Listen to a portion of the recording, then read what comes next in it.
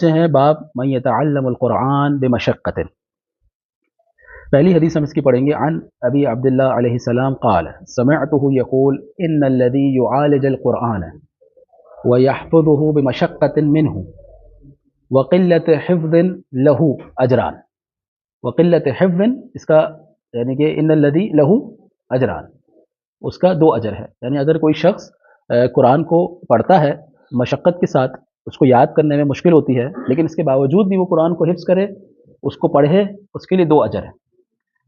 اس کے بعد امام فرماتے ہیں سمعت ابا عبداللہ علیہ السلام یقول من شدد علیہ فی القرآن کان لہ اجران، کہ جس کے لیے قرآن پڑھنا مشکل ہو. بعض لوگ ہوتے ہیں ہمارے نزدیک، ہمارے علاقے میں، ہمارے گاؤں دیہات میں بہت مشکل ہوتا ہے ان کے لیے قرآن پڑھنا، لیکن اس کے باوجود بھی ماہ رمضان میں وہ قرآن پڑھ لو. تو جو ایک عام آدمی کا ثواب ہے قرآن پڑھنے کا، ایسے شخص کو وہی ثواب جو ہے وہ ڈبل ملے گا. اگر ماہ رمضان ہے تو ماہ رمضان کے حساب سے ڈبل ملے گا، اگر عام دن میں پڑھ رہا ہے تو اس کے حساب سے ڈبل ملے گا. تو من شدد علیہ فی القرآن کان لہ اجران ومن یسر علیہ کان مع الاولین. اور اگر جس کے لیے قرآن پڑھنا آسان ہو وہ تو پھر اولین کے ساتھ ہے. اولین کہتے ہیں یعنی نیک لوگوں کے ساتھ ہے، تو اس کا اجر اور بھی زیادہ ہے کیونکہ قرآن پڑھنا اس کے لیے آسان ہے. ظاہر ہے جو قرآن پڑھنا تو شروع سے کسی کے لیے بھی آسان نہیں ہوتا، تو وہ بھی ایک مرحلے سے گزرا ہوا ہے. تو جو گزر رہا ہے مرحلے سے اس کے لیے دو اجر ہے، اور جو گزر چکا ہے اس مرحلے سے اس کے لیے اور بھی زیادہ اجر ہے. تیسری روایت ہے ینبغی للمؤمن ان لا يموت حتى يتعلم القرآن او يكون في تعلیمہ. بڑی خوبصورت روایت ہے. یعنی مومن کے لیے لازم ہے، بعض اس کا ترجمہ لازم سے کرتے ہیں، بعض ترجمہ ینبغی جو ہے مناسب کے لیے استعمال کیا جاتا ہے، لیکن اگر آپ دوسری روایتوں کو دیکھیں گے تو آپ اس کا ترجمہ کریں گے لازم ہے، کہ مومن پر لازم ہے کہ یا تو وہ قرآن کو سیکھے، صحیح ہے، من یتعلم الخط یتعلم القرآن، قرآن کو سیکھے، یا تو اس کو سکھا رہا ہو، ان یکون فی تعلیمہ، یا تو سکھا رہا ہو، یا تو سیکھ رہا ہو یا تو سکھا رہا ہو. تو آخری لحظے تک انسان کو جو ہے وہ قرآن یا پڑھنا چاہیے یا تو پڑھانا چاہیے، دونوں میں سے کوئی ایک چیز ہو. اس کے بعد والی روایت باب ہے باب من حفظ القرآن ثم نسیہ، کہ جو قرآن کو حفظ کرے اور اس کے بعد اسے بھول جائے. اچھا، ایک جو اصطلاح ہے ائمہ اہل بیت علیہ السلام کی اصطلاح جو ہے وہ عام طور پر بعض اوقات نہ کہ عام طور پر وہ مختلف ہوتی ہے لغات سے. صحیح نا آغا صاحب؟ تو اہل بیت کے نزدیک ایک کلمہ ایک معنی میں ہوتا ہے، اور لغت میں اگر آپ جائیں گے تو اس کا معنی کچھ اور ہوگا، جس میں سے اہل قرآن ہے یا حافظ قرآن ہے یا حامل قرآن ہے. اب یہ کلمہ اگر آپ لغت میں سرچ کریں گے تو آپ کو لغوی معنی دے گا، لیکن اگر آپ اہل بیت کی لغت میں دیکھیں گے، جسے ہم لغت اہل بیت کہتے ہیں اصطلاحی طور پر، درایت میں اسے لغت اہل بیت کہا جاتا ہے. تو یہ جو کلمات ہیں ابھی چونکہ سفر شروع ہو رہا ہے تو ان کو الگ کرنا شروع کریں. یہ آپ سے پہلے بھی میں نے دورہ رابعہ اور دورہ اولا کے جو طلبہ ہیں جن کی اصول کافی پوری ختم ہو چکی ہے ان سے بھی بارہا کہا کہ جو کلمات جو اصطلاحات اہل بیت کی ہے اسے الگ کریں، کیونکہ ایک بہت بڑا ذخیرہ بن جائے گا آپ کے پاس. جب بھی آپ کے سامنے روایت آئے گی تو آپ جو شرح کریں گے وہ اہل بیت کی لغت سے کریں گے. سمجھ رہے ہیں صاحب؟ جس میں ایک حامل قرآن ہے، اگر حامل قرآن کو آپ لغت میں دیکھیں تو وہ جس نے قرآن سیکھا ہو، سمجھ رہے ہیں، یا جو قرآن کو جانتا ہو یا قرآن پڑھ رہا ہو یا قاری قرآن ہو. لیکن اہل بیت کے نزدیک حامل قرآن کون ہے؟ کہ جو قرآن کا حافظ بھی ہو اور قرآن پر عمل کرنے والا بھی ہو. سمجھ رہے ہیں صاحب؟ اب آپ کے سامنے جب فضائل کی روایت آئے گی حامل قرآن کی تو آپ کیا ترجمہ کریں گے؟ دونوں چیزیں، یعنی معنی مرکب ہے، ایک تو حافظ بھی ہے دوسرا عامل بھی ہے، دونوں ہیں. یعنی کوئی ایک ترجمہ نہیں کریں گے آپ اس کا، بلکہ معنی مرکب کریں گے، معنی مفرد نہیں لیں گے. سمجھ رہے ہیں؟ تو اس طرح کیا ہوگا کہ آپ کی شرح مختلف نظر آئے گی. تو بعض اوقات ہمیں اگر دیکھنا ہوتا ہے کہ شارح جو ہے وہ روایت کی شرح کر رہا ہے، آیا وہ روایت سے واقف ہے یا نہیں، یا اس نے دو چار کتابیں پڑھ کے اس نے کتاب کی شرح کی ہے، تو اس سے پتہ کیسے چلتا ہے وہ لغت اہل بیت کو جانتا ہے یا نہیں جانتا. بعض اوقات اہل بیت اپنی ایک اصطلاح استعمال کرتا ہے، اب وہ اصطلاح کو وہی جانتا ہے جو کثرت سے روایتیں پڑھ رہا ہو. صحیح نا سر؟ جی. من حفظ القرآن ثم نسیہ، اب جس نے قرآن کو حفظ کیا ہو اور پھر وہ کیا ہو؟ بھول گیا ہو. پہلی روایت ہم پڑھیں گے قلت لابی عبداللہ علیہ السلام جعلت فداک انی كنت قرأت القرآن، میں قرآن پڑھا کرتا تھا، ففلت منی، اب قرآن جو ہے مجھ سے دور ہو چکا ہے، بچھڑ چکا ہے. فادعوا اللہ عز وجل ان يعلمنی، کہ اب خدا سے آپ دعا کریں کہ خدا مجھے دوبارہ سے قرآن سکھا دے. تو اب دیکھیں اس روایت میں سوال پہ بھی تھوڑا سا غور و فکر کرنا پڑے گا. صحیح نا؟ تو درایت میں ضروری ہے کہ آپ نہ صرف روایت کو پڑھیں بلکہ یعنی کہ امام کے قول کو پڑھیں. اکثر لوگ ترکیز کیا کرتے ہیں کہ امام نے کیا جواب دیا اس پہ غور و فکر کرو. نہیں، آپ شروع سے شروع کریں کہ سائل نے سوال کیا کیا اور اس سوال کے پیچھے سینیریو کیا ہے. یعنی اب یہاں پر اس سوال کو پڑھ کے اندازہ یہ ہوتا ہے کہ ضروری نہیں ہے کہ آپ نے قرآن سیکھ لیا تو اب آپ نے سیکھ لیا، یہ پتھر پہ لکیر کے برابر ہے نا. بعض اوقات ایسا ہوتا ہے کہ انسان اگر قرآن سے دور ہو جائے یا معارف اہل بیت سے دور ہو جائے تو وہ پھر معارف چلے جاتے ہیں. اس سے جدا ہو جاتا ہے. تب یہاں پر یہ امام سے کہہ رہے ہیں کہ مولا دعا کریں کہ خدا مجھے دوبارہ سے قرآن سکھا دے. جی قال قلت لابی عبداللہ علیہ السلام.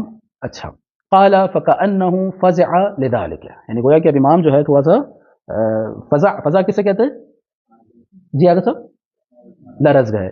یعنی کہ امام کو یہ جب سنا کہ معاملہ تو بڑا ایک طرح سے مفاجعہ ہوا کہ یہ کیا کہ آپ نے قرآن پڑھ رہے تھے اور قرآن چھوڑ دیا. ہم تو چاہ رہے ہیں کہ جو قرآن نہیں پڑھ رہے وہ پڑھیں، لیکن یہاں وہ شخص ہے کہ جو قرآن پڑھ رہا تھا اور اس نے قرآن کو چھوڑ دیا. فقال علمك اللہ هو وإيانا جميعا، خدا بھی تمہیں سکھائے گا اور ہم بھی تمہیں سکھائیں گے قرآن. قال نحو من 10، ہم تقریباً جو ہے وہ کتنے 10 ہیں. ثم قال السورة تكون مع الرجل قد قرأها ثم تركها فتأتيه يوم القيامة في أحسن سورة. یہ روایت پہلے بھی گزر چکی ہے کہ جو سورہ جو ہے وہ انسان کے ساتھ ہوگی، ہاں جس کو اس نے پڑھا ہوگا پھر اس کو چھوڑ دیا ہوگا. دیکھیے پڑھا تھا اور پھر چھوڑ دیا. قیامت کے دن یہ سورہ جو ہے بہترین صورت میں آئے گی. وتسلم علیہ، اس پر سلام کرے گی. فیقول من انتی، تو وہ کہے گا آپ کون ہیں. فتقول انا سورۃ کذا وکذا، میں وہ فلاں سورہ ہوں. فلو انک تمسکت بی واخذت بی، دیکھیں تمسکت بی واخذت بی دونوں چیزیں، تمسکت بی واخذت بی، یعنی کہ صرف تمسک نہیں کرنا قرآن کے ساتھ بلکہ لینا بھی ہے قرآن سے. تو جو تمسک کا معنی ہے کہ من تمسک بہما لن یضل بعدی، کہ جو بھی اس سے متمسک ہو جائے گا وہ کبھی بھی گمراہ نہیں ہوگا. تو یہ تمسک کا معنی یہ نہیں کہ ہاں میں مانتا ہوں کہ قرآن ہے، میں مانتا ہوں کہ اہل بیت ہے، نہیں، اخذت بھی. تو اسی وجہ سے امام فرماتے ہیں کہ یا کمیل خود عنا تکن منا، کہ اے کمیل تم ہم سے لیا کرو علوم کو، ہم سے لیا کرو معارف کو، تو تم ہم میں سے ہو جاؤ گے. سمجھے؟ تو یہ تمسک کا معنی کیا ہے یہاں پر، یعنی کہ تمسک کا معنی یہ کہ تھام لینا، قبول کر لینا اور پھر ان سے علوم و معارف کو لینا، اس کو اپنی زندگی میں تطبیق کرنا.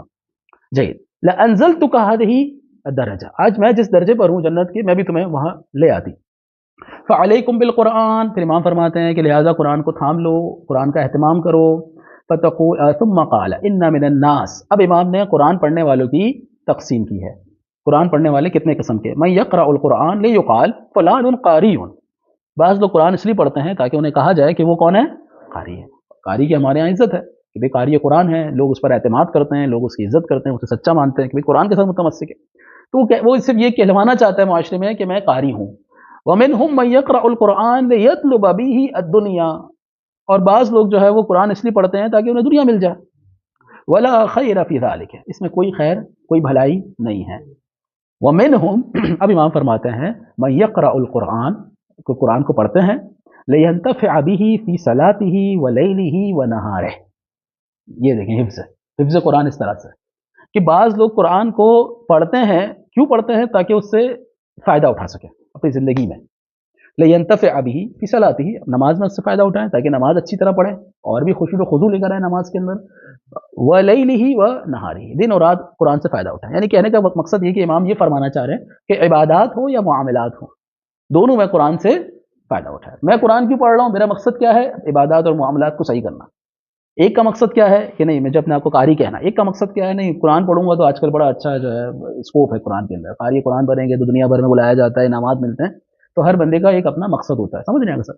جی تو امام فرماتے ہیں تیسرا شخص جو ہے وہ کامیاب ہے. لینتفع به فی صلاته ولیلہ. دوسری روایت ہے من نسی سورۃ من القرآن مثلت له فی سورۃ حسنۃ ودرجۃ رفیعۃ. یہ قیامت کے دن یہ سورہ آئے گی، بہترین صورت میں آئے گی اور ایک بلند درجے پر آئے گی. یعنی اگر وہ لیول 1 پر ہوگا تو قرآن کی وہ سورہ لیول 2 پر آئے گی. صحیح ہے. فَإِذَا رَآهَا قَالَتْ مَا أَنْتِ مَا أَحْسَنَكِ لَيْتَكِ لِي، آپ کتنی اچھی ہیں، کاش آپ میرے ساتھ ہوتی. فَيَقُولُ أَمَا تَعْرِفُونِ، کہ تم مجھے نہیں جانتے؟ أَنَا سُورَةُ كَذَا وَكَذَا، میں فلاں سورہ ہوں. وَلَوْ لَمْ تَنْسَانِي رَفَعْتُكَ إِلَى هَذَا، اگر تم مجھے نہ بھولتے دنیا میں تو آج قیامت کے دن میں تمہیں اپنے مقام پر لے آتی. تیسری روایت ہے ان علیہ، دیکھیں قلت لابی عبداللہ علیہ السلام، راوی کہتا ہے کہ میں نے امام جعفر صادق علیہ السلام سے فرمایا، کہا ان علیہ دینا کثیرا، مجھ پہ بہت ادھار ہے.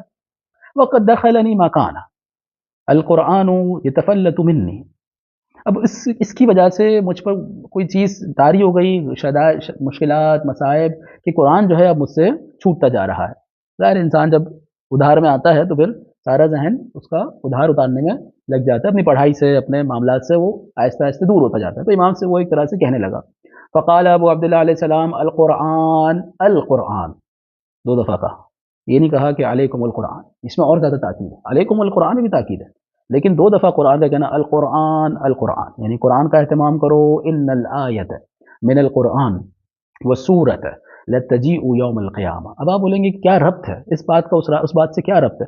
کوئی مسئلہ نہیں، تھوڑا سا تعمق کرتے ہیں، ہمارا تیسرا درس ہو گیا، تھوڑا تعمق بنتا ہے کہ روایت میں ہلکا پھلکا سا ہم تعمق کریں گے تاکہ پھر ہم مزید آگے بڑھ سکیں۔ ربط کیا ہے؟ سوال تو اس نے کہا میرے اوپر ادھار ہے اور آپ کہہ رہے ہیں قیامت ہے، اب ادھار کا قیامت سے کیا تعلق ہے؟ مسئلہ یہ ہے کہ امام اسے اشارہ کرنا چاہ رہے ہیں کہ تم ابھی دنیا کے ادھار کے معاملے میں اتنا غور و فکر کر رہے ہو، اتنے پریشان ہو، اور تم اتنے پریشان ہو گئے کہ تم نے قرآن کو چھوڑ دیا، تم قرآن کو چھوڑ رہے ہو، قیامت کا دن ہوگا جب باپ بیٹے سے بھاگ رہا ہوگا، میاں بیوی سے، وہ تو خیر آج ہی بھاگ، پہلا کلن یہ کہ جب ایک دوسرے سے بھاگ رہے ہوں گے اس وقت قرآن ہوگا، لتجیء یوم القیامہ، قیامت کے دن ہے قرآن کیا آئے گا، حتی تصعد الف درجہ، جب تمہیں بھوک پیاس اور تمہیں مصائب ہوں گے اس وقت کون آئے گا تمہارے پاس؟ بھول جاؤ یہ ادھار کو، دنیا کے قرآن کو چھوڑ دو ادھار کی خاطر، سمجھ نہیں آ گا سر؟ یعنی فی الجنہ، ہاں جنت میں، فتقول لو حفظتنی لبلغت بک ہاں ہونا، بھائی دنیا کا ادھار تو تم ہو سکتا ہے آج نہیں کل اتار ہی دو، لیکن ایک دفعہ جنت میں چلے گئے تو بلند درجہ کیسے ملے گا؟ قرآن کو تھامے رکھو تاکہ جیسے ہی جنت میں جاؤ آپ کو قرآن جو ہے وہ بلند درجے پر لے کر جائے۔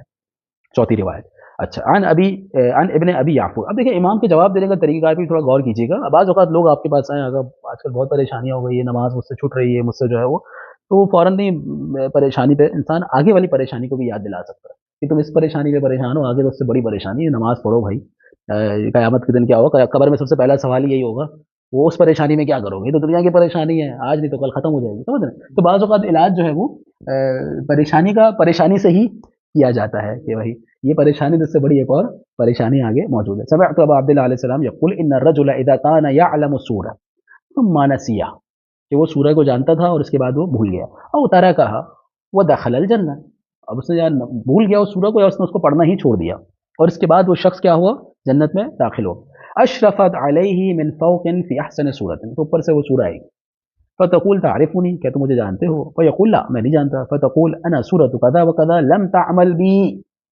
اب دیکھیں تم نے مجھ پہ عمل نہیں کیا، وترکتنی، تو یہ ترک سے مراد جو ہے وہ عدم عمل ہے، یہ نہیں کہ سورہ کو چھوڑ دیا، نہیں عمل نہ کیا، عمل کرنا اس سورہ پر چھوڑ دیا، اما واللہ لو عملت بی، دیکھیں اگر تم مجھ پر عمل کرتے، جو میرے اندر جو میری سورہ میں معارف اور معالم موجود ہیں اس پر عمل کرتے، لبلغت بک هذه الدرجہ، تو میں تمہیں بھی اسی مقام پر لے آتی جس مقام پر میں ہوں، وہ اشارت بیدہا الی فوقہا، تو اپنے اوپر جو ہے وہ اشارہ کرتی کہ میں اس مقام میں تمہیں لے آتی۔ جی، تو اب تک جو واضح ہوا کہ ترک کرنا سورہ کو وہ یہ ہے کہ عمل نہ کرنا، صحیح نا، قرآن کو چھوڑ دینا، اس پر عمل نہ کرنا۔ اچھا ایک اور معنی جو واضح ہوا روایات سے کہ ان آیات کے معارف کو اور معالم کو بھول جانا، کیونکہ تکرار نہیں ہو رہا، کیونکہ امام کیا فرماتے ہیں کہ یا تو مومن سیکھ رہا ہو یا تو سکھا رہا ہو، کیونکہ یا اگر آپ سیکھ رہے ہیں سکھا رہے ہیں تو وہ سارے معارف سارے معالم جو ہے آپ کے ذہن میں، صحیح نا اگر صاحب، جیسے ہی آپ اسے بیان کرنا چھوڑ دیں گے، جبھی کہتے ہیں زکوٰۃ العلم نشرہ، علم کا زکوٰۃ کیا ہے کہ اسے پھیلاؤ جتنا زیادہ پھیلا سکتے ہو، اور آپ کو پتہ ہے کہ زکوٰۃ سے کیا ہوتا ہے، زکوٰۃ سے چیز میں اضافہ ہوتا ہے، برکت ہوتی ہے، تو کیونکہ ہم اگر قرآن کو ترک کرنا مطلب یہ کہ ہم نے بس قرآن کو قرآن کی حد تک رکھا ہے، نہ ہم سیکھ رہے ہیں اور نہ ہی ہم سکھا رہے ہیں۔ جید، پانچویں روایت ہے عن رجل قرأ، یعنی میں نے ایک شخص کے بارے میں پوچھا امام سے، عن رجل قرأ القرآن ثم نسیہ، قرآن پڑھا اور اس کے بعد وہ بھول گیا، فرددت علیہ ثلاثا، پھر میں نے 3 دفعہ امام سے بار بار یہ سوال کیا، علیہ بہ فی حرج، کیا اس پہ کوئی گناہ ہے، کوئی حرج ہے؟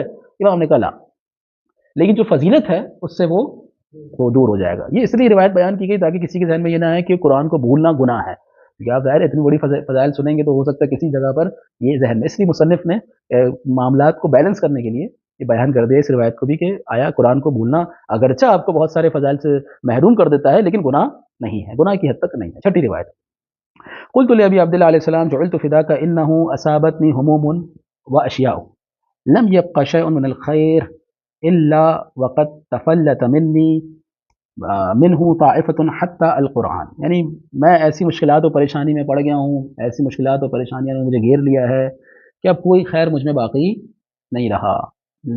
اعوذ باللہ، بعض اوقات انسان جو ہے وہ پریشانی پڑتا ہے تو خیر سے بھی دور ہو جاتا ہے، حتیٰ کہ کیا ہوا کہ قرآن بھی جو ہے مجھ سے دور ہو گیا، لقد تفلت منی طائفۃ منہ، قرآن کا بھی ایک بڑا حصہ جو ہے مجھ سے دور ہو چکا ہے، میں بھول گیا قرآن کو۔ جی، قال ففزع عند ذلك حين ذكرت القرآن، اب تک تو معاملہ صحیح تھا لیکن جیسے ہی کلمہ قرآن میں نے کہا امام لرز پڑا، یہ کیا، یعنی اب تک صحیح تھا کہ بھائی چلو تم خیر سے دور ہو گئے. خیر سے انسان کیا ہوتا ہے کہ مستحب نمازیں پڑھنا چھوڑ دیتا ہے، مومنین سے ملنا چھوڑ دیتا ہے، گھر میں بند ہو جاتا ہے، پریشانیاں آتی تو انسان یہی سب کچھ کرتا ہے. صحیح ہے، لیکن وہ کہہ رہا ہے کہ میں قرآن بھی بھول گیا اور ایک بڑا حصہ میں قرآن کا بھول گیا. تو امام جو ہے لرز پڑے. کیا کہا امام نے؟ ہاں ثم قال ان الرجل لا ينسى السورة من القرآن. پھر دوبارہ سے امام نے اسی فضیلت کو بیان کیا کہ جو سورہ آپ بھول جاتے ہیں قیامت کے دن وہ سورہ آئے گی اور بہترین صورت میں آئے گی. وَقَدَا ضَيَّعْتَنِي وَتَرَكْتَنِي. ہاں وعلیہ السلام، یہ وہی ساری جو ہے روایت موجود ہے. اس کے بعد جو ہے امام نے جو تقسیم کی ہے قرآن پڑھنے والوں کی، اس کو آپ ملاحظہ کریں. علیکم بالقرآن فتعلموا، تمہیں چاہیے کہ قرآن کو تھامے رکھو اور اس کو سیکھو. فإن من الناس من يتعلم القرآن، بعض لوگ ایسے ہیں جو قرآن سیکھتے ہیں. لیقال فلان قاری، یہ کہا جائے کہ بھائی یہ قاری ہے. ومنهم من يتعلمه فيطلب به الصوت، بعض لوگ قرآن سیکھتے ہیں تاکہ جو ہے وہ اچھی آواز آئے، قرآن کو اچھی آواز ہوگی تو کیا کہا جائے؟ فیقال فلان حسن الصوت، کہ یہ بڑی اچھی آواز ہے اس کی. صحیح ہے. ولیس فی ذلک خیر، اس میں کوئی خیر نہیں ہے. ومنهم من يتعلمه فيقوم به في ليله ونهاره، وہ قرآن کو سیکھتا ہے صرف اس لیے تاکہ اس پر عمل کر سکے دن و رات میں. لا يبالي من علم ذلك او من لم يعلمه، وہ یہ نہیں سوچتا کوئی جانتا ہے کوئی نہیں جانتا، اس سے اس کا کوئی غرض نہیں ہے. تو یہ جو شخص تیسرا والا یہی کامیاب ہے کہ جو قرآن کو قرآن کے لیے سیکھنا چاہتا ہے نہ کہ لوگوں کے لیے. چاہیے. اس کے بعد والا باب فی قراءتہ. پہلی روایت ہم پڑھیں گے. القرآن عہد اللہ الی خلقہ، خود قرآن کیا ہے؟ عہد و پیمان ہے اس کی مخلوقات کے لیے. فقط ينبغي للمرء المسلم ان ينظر في عہدہ ويقرأ منه في كل يوم 50 آیہ، کم سے کم 50 آیتیں ایک مومن کو پڑھنی چاہیے. پھر وہی بات ہے کہ یہاں پر ینبغی کا کلمہ استعمال ہوا ہے. اگر آپ مومن ہیں، حقیقی مومن ہیں، تو لازم ہے کہ آپ کم سے کم 50 روایتیں جو ہے وہ پڑھیں. اس کے بعد والی روایت ہے آیات القرآن خزائن، قرآن کی آیتیں کیا ہیں؟ خزانہ ہے. فکل ما فتحت خزانۃ ينبغي لك ان تنظر ما فيها، تو جب بھی آپ کے سامنے قرآن کی آیتیں کھولی جائے تو آپ غور و فکر ضرور کریں اس میں. تو امام نے اس روایت میں غور و فکر کا بھی کہا ہے کہ قرآن پڑھنے کا ہرگز مطلب یہ نہیں کہ 50 آیتیں پڑھ لیں تو بس در در در پڑھتے جائیں اور ختم کرتے جائیں. نہیں، 50 آیتیں پڑھیں تو غور و فکر کے ساتھ پڑھیں. اس کے بعد والی روایت ہے باب البیوت التی یقرأ فیہا القرآن. پہلی روایت ہم اس کی پڑھیں گے.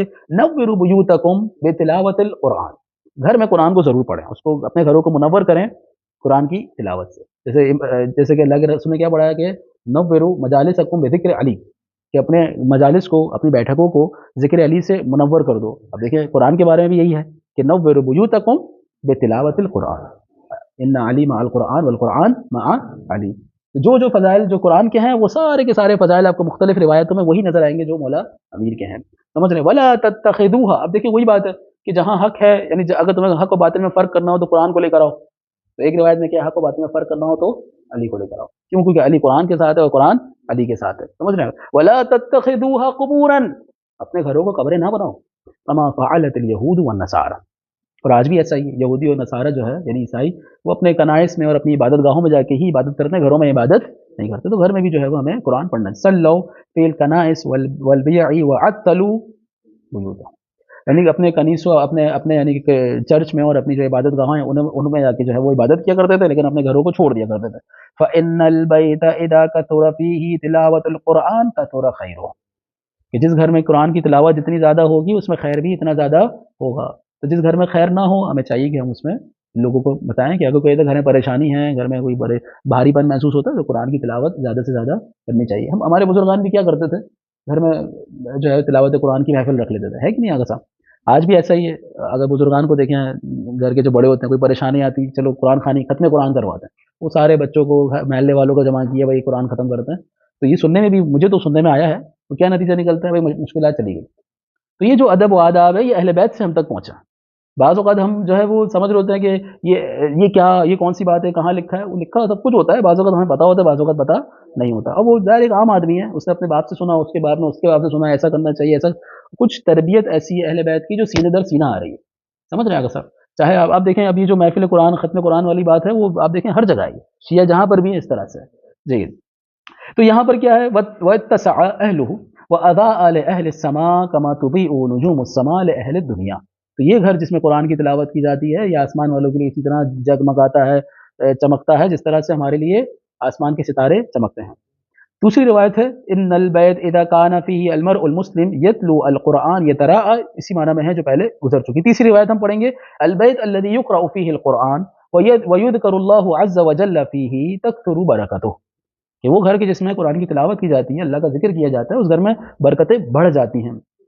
وتحضرہ الملائکہ، ملائکہ حاضر ہو جاتے ہیں، وتہجرہ الشیاطین۔ اب آپ یہ بتائیے یہ ساری صفات کس کی ہیں؟ قرآن کی، یہ ماہ رمضان کی ہے کہ نہیں ہے؟ رمضان میں کیا ہوتا ہے؟ ملائکہ آتے ہیں، شیاطین چلے جاتے ہیں۔ تو اگر ہمیں ماہ رمضان والا ماحول اپنے گھر میں کرنا ہے تو قرآن کی تلاوت کرنی چاہیے۔ تو یہ کچھ چیزیں خدا نے ہمارے ہاتھ میں رکھی ہوئی ہیں کہ اگر تم چاہتے ہو اتنا ہی تمہیں ماہ رمضان کا شوق ہے کہ بھائی رمضان نہ جائے، الوداع الوداع ماہ رمضان، ہاں، اور پھر وہ رونا دھونا باقی تو کسی چیز میں نہیں آتا، تو بعض اوقات انسان رمضان کے جانے میں ہی کیا کرتا ہے، رونا دھونا کر لیتا ہے، پتہ نہیں کس بات پہ، کہ روزہ رکھنا چاہیے نہیں رکھنا چاہیے، کس پہ رونا آ رہا ہے۔ لیکن اللہ کل نتیجہ یہ کہ ہمیں دکھ ہوتا ہے کہ رمضان جا رہا ہے۔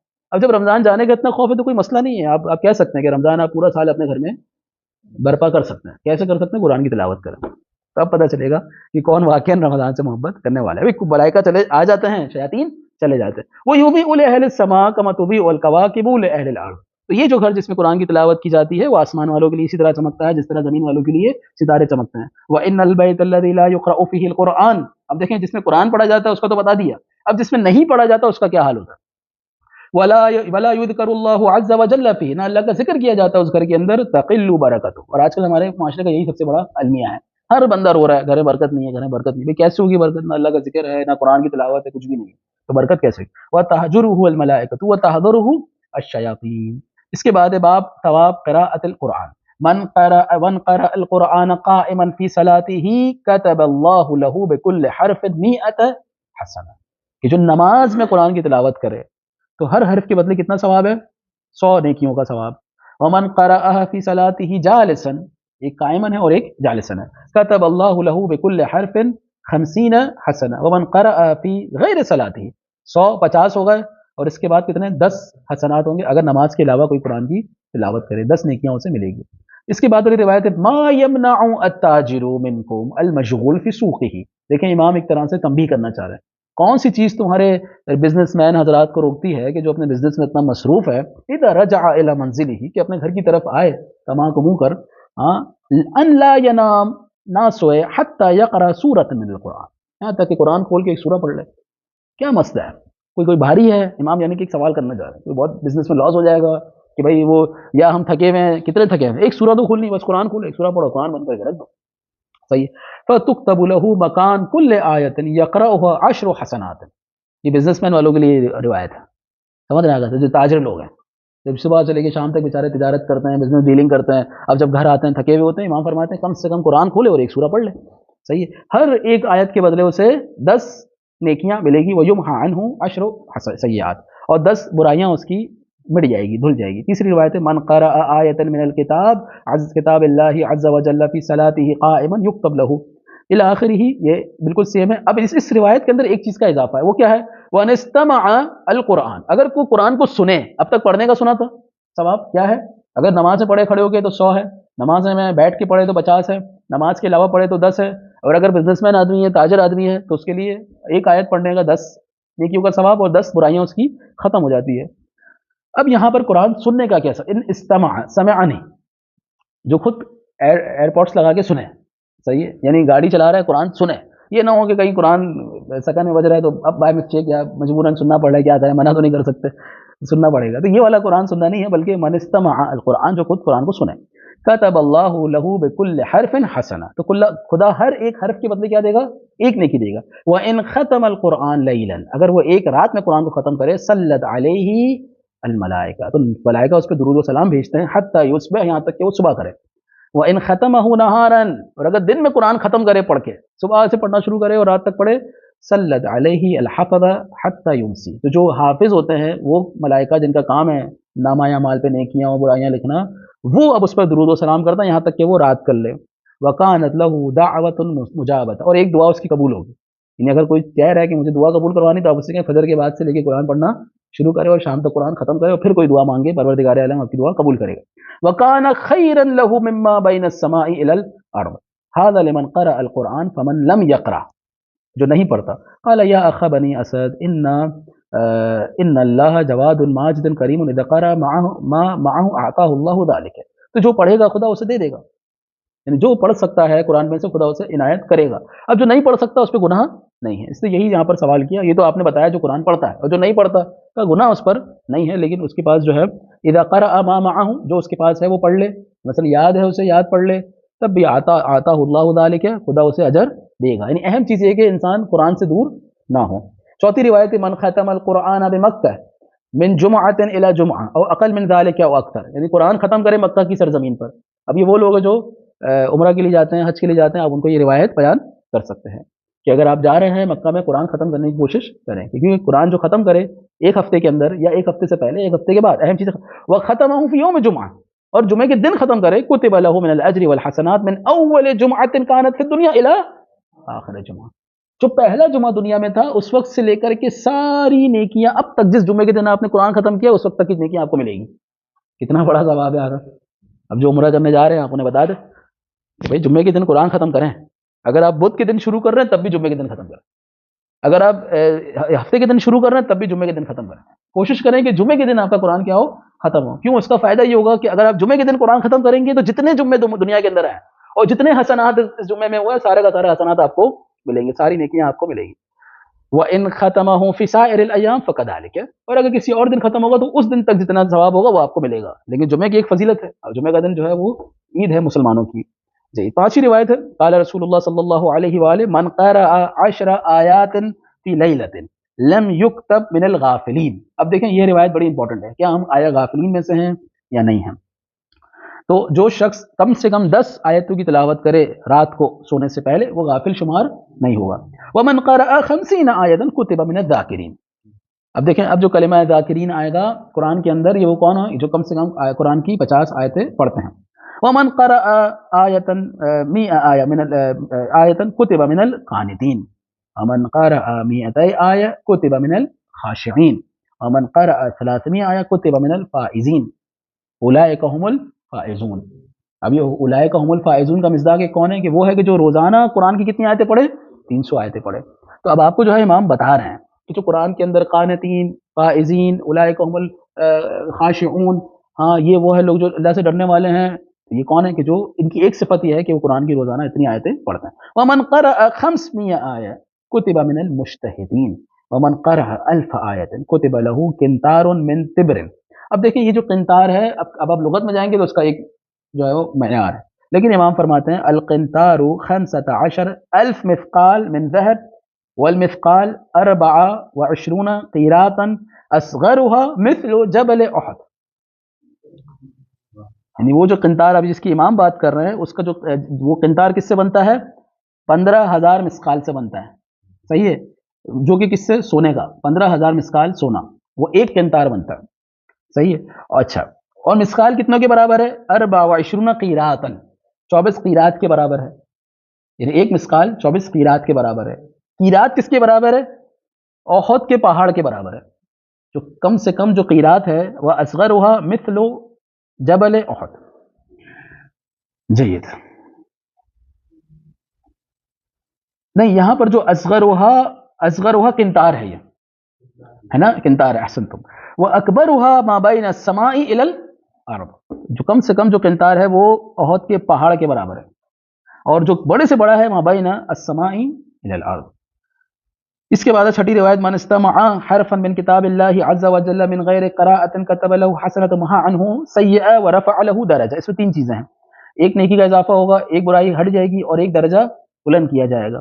ومن قرأ نظرا من غیر صوت، جو پڑھے لیکن آواز کے بغیر، كتب اللہ له بكل حرف حسنہ محا عنہ سیئہ ورفع له درجہ. سیم وہی ہے من تعلم منه حرفا ظاہرا كتب اللہ له 10 حسنات. یہ جو سیکھے ایک حرف کو قرآن سے، خدا اس کو 10 نیکیاں دیتا ہے، 10 برائیاں اس کی مٹا دیتا ہے، اور 10 درجات کو اس کے بلند کر دیتا ہے. قال لا اقول بكل آیت ولكن بكل حرف باء او تاء وشبههما. میں ہر آیت کی بات نہیں کر رہا، میں ہر حرف کی بات کر رہا ہوں. قال من قرأ حرفا ظاہرا وهو جالس، ایک حرف پڑھنا قرآن میں سے بیٹھ کر، فی صلاته نماز، كتب اللہ له به 50 حسنہ.